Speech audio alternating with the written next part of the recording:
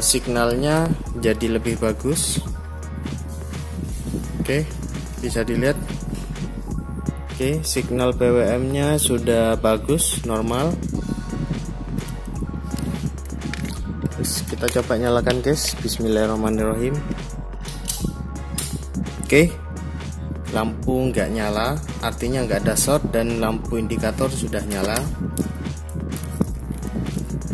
Oke, dicek tegangannya ya. Oke, sip. Kita colokkan.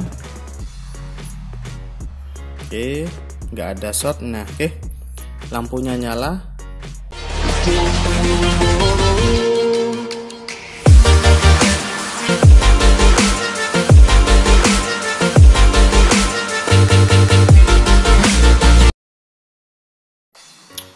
Oke, assalamualaikum warahmatullahi wabarakatuh. Bertemu kembali dengan saya Elza Noval. Nah, pada kesempatan kali ini saya akan mengunboxing sebuah paket. Ini paket yang saya beli. Ini paket rongsokan ya guys, paket barang bekas. Nah, ini dikirimkan ke alamat mertua saya di Probolinggo, biar ongkirnya lebih murah gitu. Kalau ini kan alamat kota, kalau saya kan di pelosok desa, jadi lebih mahal. Jadi saya kirimkan ke alamat mertua biar lebih murah gitu. Oke, langsung saja saya buka paketnya.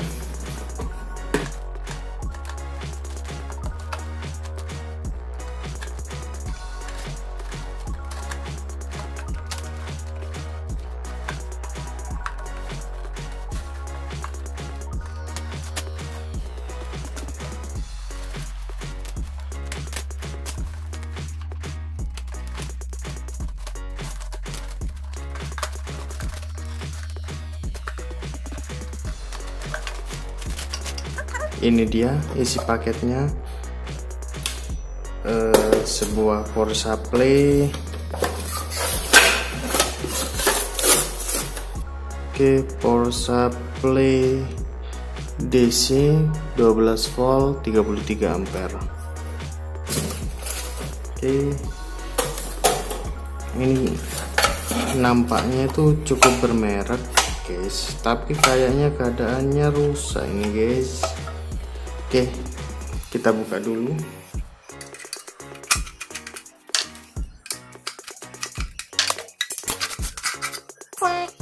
Ternyata zong guys, saya kira itu masih nyala. Ternyata ini transistornya sudah dilepas, dan ini bekas servis kayaknya. Oke, termasuk zong. Kali ini saya beli ini, saya kira barangnya masih bagus. Oke, yang ini coba bongkar.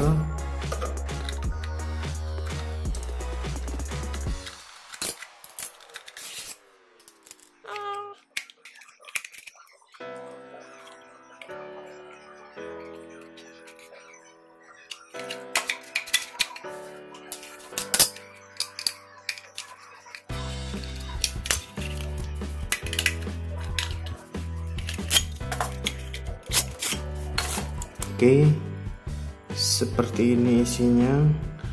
Kalau ini, yang ini tuh sepertinya utuh, belum pernah dibongkar. Cuma ini kelihatannya kipasnya dicopot. Ini tempatnya kipas. Ini kayaknya bisa kita coba dulu. Itu nampak ada sekring, saya cek dulu sekringnya putus atau enggak.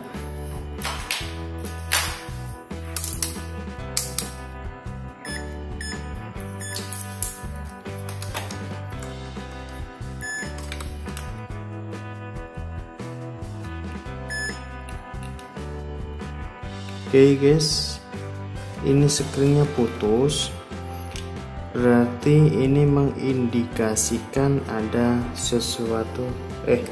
Ntar dulu, ini ada silikonnya. Oke, bisa dilihat itu mengkilap. Jadi kalau kita tester itu sulit nyambung. Coba kita tester dari sini. Oh enggak, ternyata memang putus. Fuse-nya memang putus.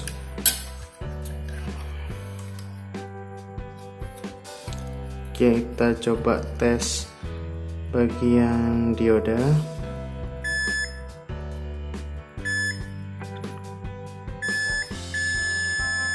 Oke, MOSFET-nya ini, MOSFET apa transistor? Transistor ini sepertinya itu short guys. Oke, otomatis power supply-nya mati. Ya, oke guys, ini dua power supply kemarin yang rusak. Itu seperti biasa kita lakukan pembersihan ini, jadi biar nggak terjadi lompatan listrik. Oke, kita bersihkan pakai deterjen bubuk. Oke, siram guys. Bismillahirrahmanirrahim. Kok ngedusi gaman ae.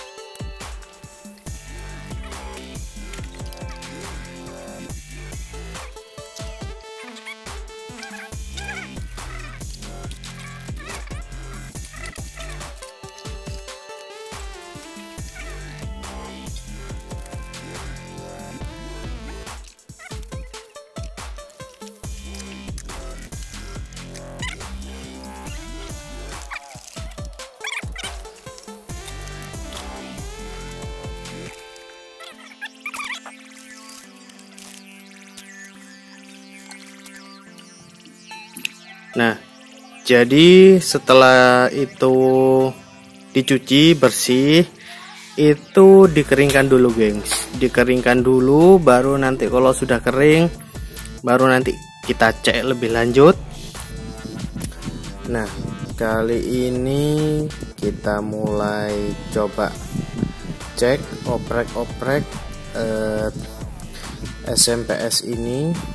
Nah, kalau saya amati power supply ini itu sudah ada banyak yang hilang spare partnya. Ini seperti ini sudah hilang. Ini ini MOSFET sepertinya. Oke, jadi ini pakai MOSFET, bukan pakai transistor 13009 seperti kemarin itu. Jadi ini rangkaiannya beda. Jadi kalau kita itu sudah berpengalaman, kita itu bisa dengan baca rangkaian saja, kita itu sudah bisa menentukan dia ini di driver menggunakan MOSFET atau menggunakan transistor. Nah, oke, dia dijalankan menggunakan PWM ini UC 38. Oke, PWM nya UC 3845 ini mungkin. Oke, itu PWM nya gak jelas yuk guys. Oke, gak jelas guys. Nah, pakai PWM 3805. Nah, PWM itu ini merupakan PWM flyback converter. Jadi dia itu bisa bekerja dengan metode umpan balik dari bagian primer, dari bagian sekunder. Oleh karenanya di sini mesti ada optocoupler. Nah, beda sama yang kemarin yang biasanya pakai TL494, dia itu sudah terisolasi dari arus primer, jadi dia itu sudah nggak nyetrum, jadi tanpa optocoupler untuk kontrolnya. Ini kalau bisa kita lihat, ini ada perpotongan PCB. Nah, ini yang memisahkan bagian yang live area dan cold area, atau area yang sini tuh yang nyetrum, yang terhubung dengan tegangan tinggi, dan sini tuh harus tegangan rendah yang sudah terisolasi dari tegangan tinggi. Nah, jadi seperti itu. Oke, kalau saya amati ini tuh menggunakan MOSFET. Kenapa saya langsung memvonis? Nah, karena di bagian gate, atau kalau transistor tuh basis, kalau menggunakan transistor itu komponennya tuh jauh lebih banyak, karena memang basis itu digerakkan oleh arus.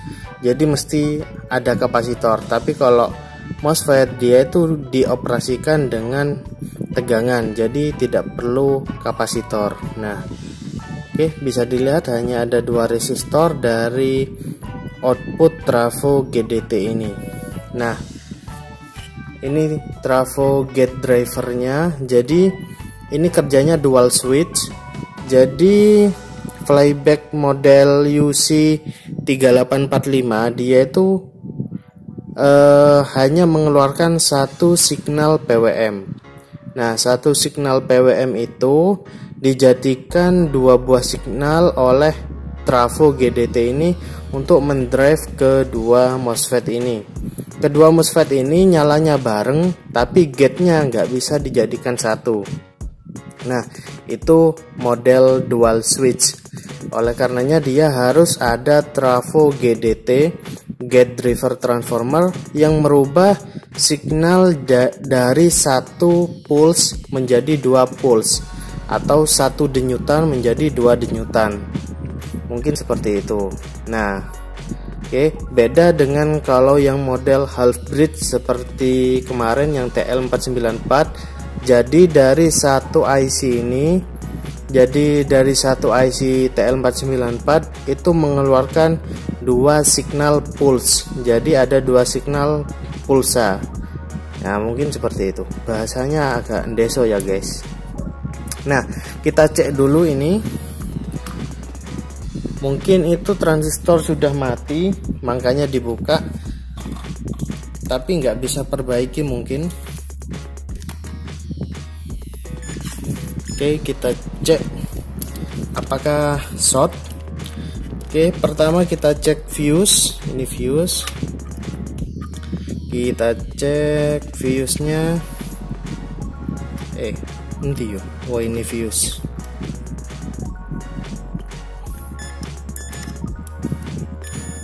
Oke, fuse aman. Bisa dipastikan dioda rectifiernya ini, kiproknya ini sudah dipastikan aman. Kalau fuse-nya aman, ini sudah dipastikan aman. Sampai kapasitor ini sudah bisa dipastikan aman. Nah, mungkin yang bermasalah itu memang karena nggak ada MOSFET-nya, mungkin loh. Tapi ini mode dual switch itu harus ada 2 dioda. Mungkin ini dibuka ini diodanya mungkin. Nah, ini bisa diamati. Ini tuh ada bekasnya solderan, gengs. Ini serabut, ini bekas saya bersih-bersih tadi. Nah, ini ada bekas solderan. Mungkin dilepas, bukan mungkin, pasti dilepas ini. Nah, kita coba cek signal PWM-nya dulu. Nah, kita coba cek kasih tegangan IC ini apakah jalan atau enggak. Kalau kalian bingung mana pin VCC-nya atau pin tegangan inputnya, kalian bisa cek datasetnya atau kita baca rangkaian, itu juga bisa. Yang jelas itu dari kaki positif. Nah, dari ini trafo utama ini tuh ada 2 lilitan. Oke, sudah jelas ya. Nah, jadi lilitan ini dengan ini itu merupakan lilitan utama. Karena apa? Lilitan primer utama, karena dia langsung masuk ke ini jumper ya, ke sini. Nah, karena dia itu langsung masuk pada MOSFET ini. Nah, sedangkan yang 2 ini dia ini untuk supply bias. Oke, bisa kalian pelajari ini, masuk resistor ini, dan di sini ini ada dioda ke sini, dan ini tuh kapasitor. Nah, sudah dipastikan ini kapasitor tegangan. Oke, bisa dilihat ini diodanya, ini kapasitornya. Nah, ini dia kapasitor power supply. Ini koneksi dengan ini, oleh karenanya dia paling besar. Nah, kalau dilihat kedua kapasitor ini paling besar, sedangkan ini itu kecil. Bisa dipastikan kedua kapasitor ini kapasitor supply. Nah, kita coba kasih tegangan. Ini kita suntik tegangan 12 volt ya. Nah, bisa dicek datasetnya itu UC itu ada yang 12 volt, bisa start, ada yang harus 19 volt.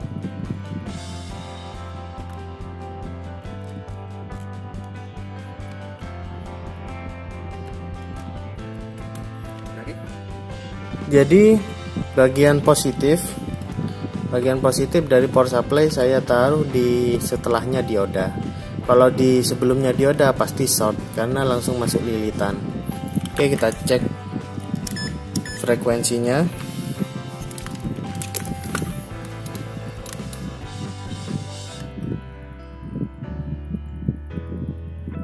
Nah, oke. Ini frekuensinya terbaca 11,9 kHz.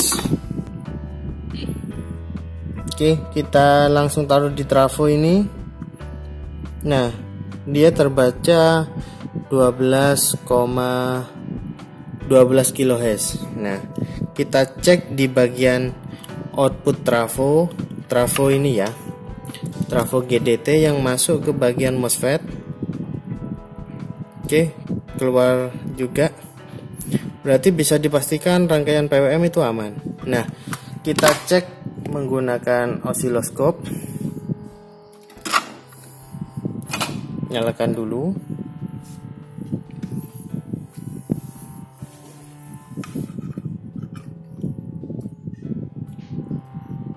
Kok gak murup, guys? Oh, murup.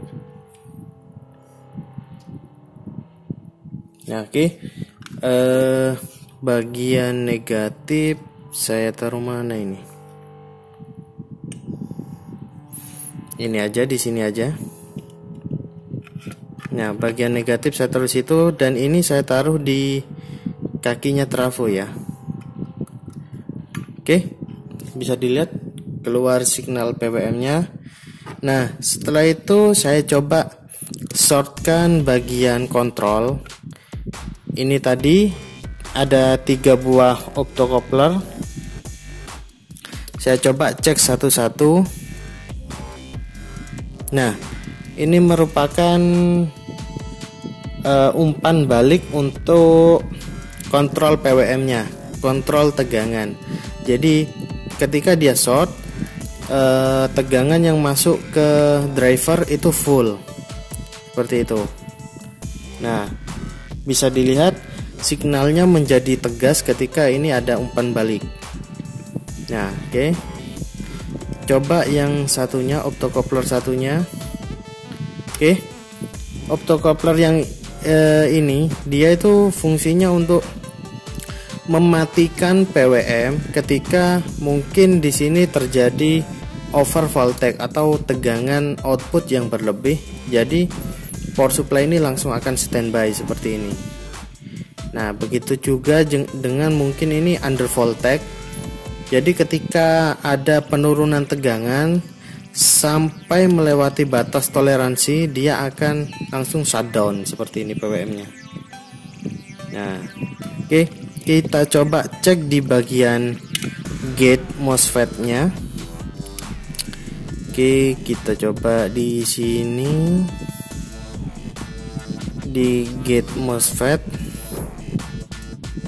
Oke, di bagian MOSFET itu signal juga sudah aman.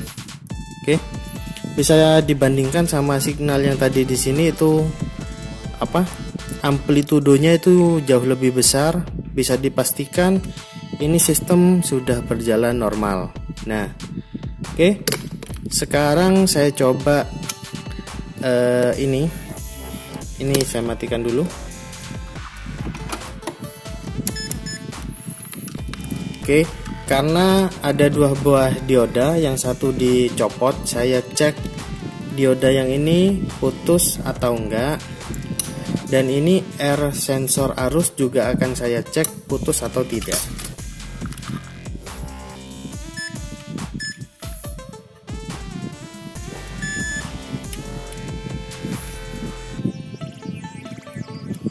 Oke, dioda aman.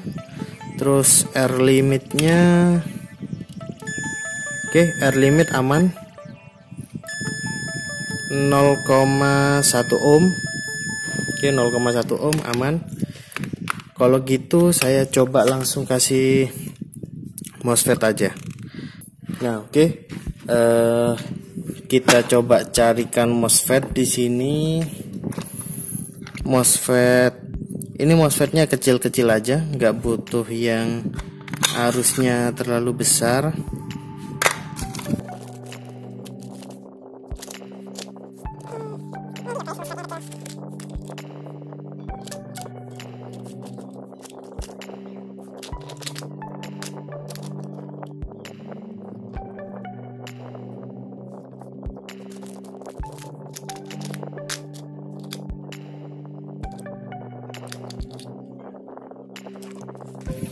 Nah, oke, akan saya coba kasih MOSFET ini, MOSFET ERP 460, ini juga 460. Nah, kita coba pasangkan. Oh iya guys, silikonnya nang ndi yo. Siap tak cari dulu. Nah, oke, kita pasang aja.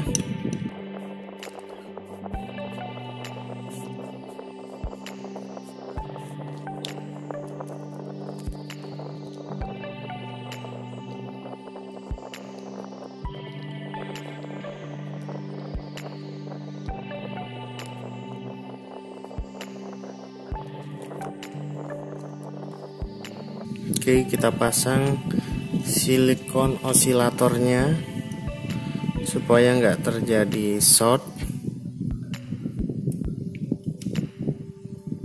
Nah, oke. Nah, ini juga diodanya.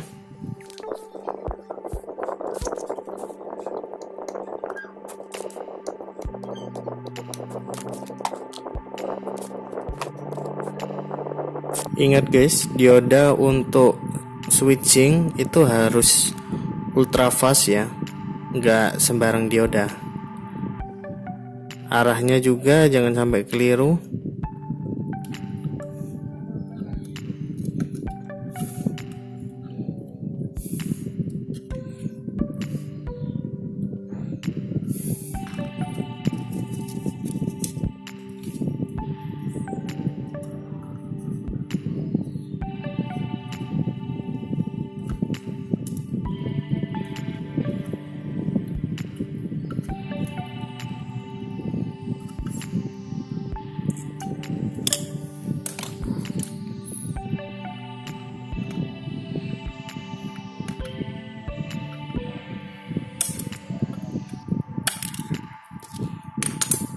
Oke, kita cek lagi PWM-nya.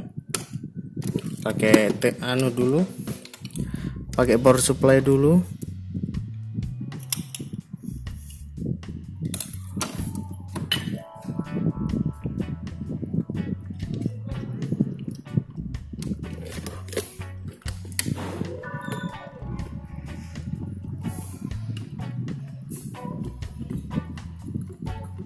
Oke. Setelah dipasang MOSFET, signalnya jadi lebih bagus. Oke, bisa dilihat. Oke, signal PWM-nya sudah bagus, normal. Oke, baru kita coba langsung colokkan listrik, guys.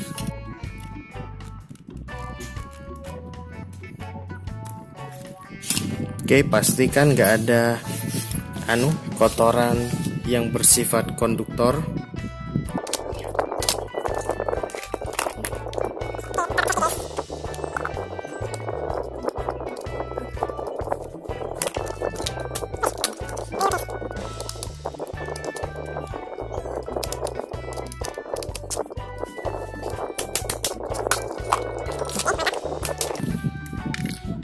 Kita coba nyalakan, guys. Bismillahirrahmanirrahim.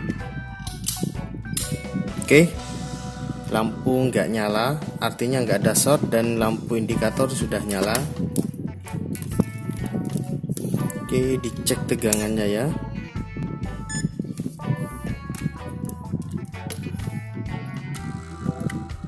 Oke, tegangannya ada, guys. 12 volt, 12,7 volt. Oke, mantap.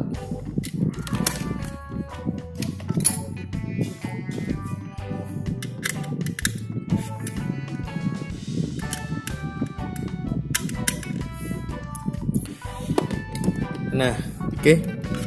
Yang ini berhasil sudah nyala. Tinggal yang satunya ini. Nah, sepertinya videonya kepanjangan. Ini pembahasannya sama. Kalau misalkan saya bahas jadi satu video itu sepertinya kelamaan. Soalnya ini sama ini itu sistemnya sama. Dia model dual switch. Ini dia IC PWM-nya. Ini IC PWM. Dan ini untuk supply PWM-nya dari trafo. Masuk sini ada dioda. Nah, dan ini transistor regulator tegangan. Ini sistem kerjanya sama dengan yang ini. Dan ini kerusakannya mungkin TR-nya short ini.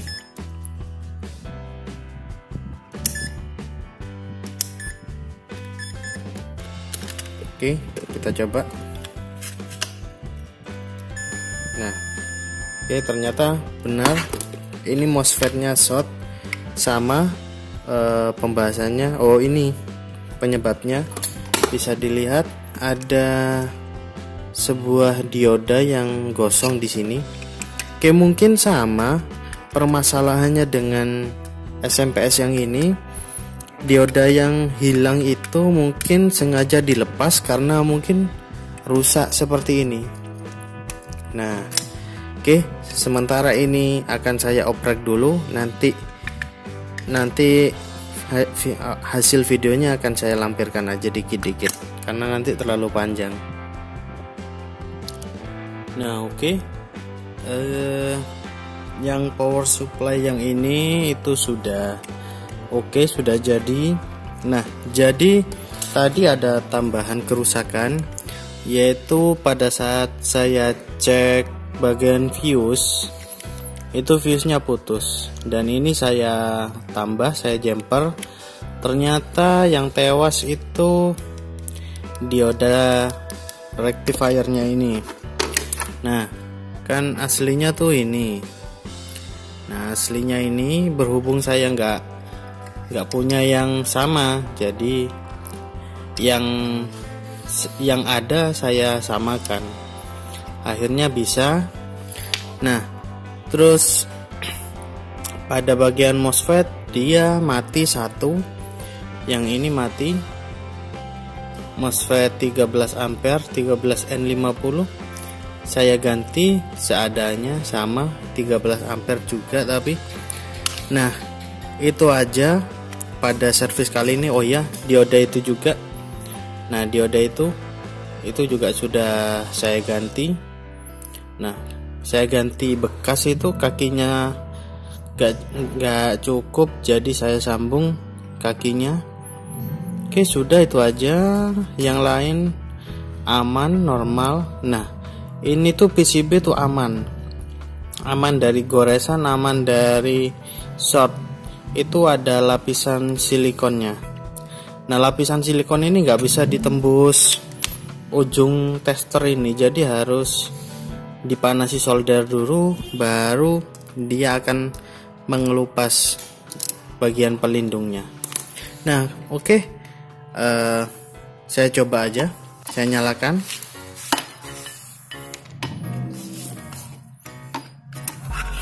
Oke, siapkan multimeternya. Nah, oke, sip. Kita colokkan. Oke, nggak ada short. Nah, oke, lampunya nyala. Oke, lampunya nyala. Kita cek tegangannya. Oke, ada tegangan 12,04. Oke, sudah normal kembali. Ini power supply-nya. Waktunya dirakit, tapi sebelum rakit akan saya tambahkan kipas dulu, karena kipas bawaannya tuh baik yang ini maupun yang ini itu sama-sama gak ada. Nanti saya tambah kipas untuk sistem pendinginannya.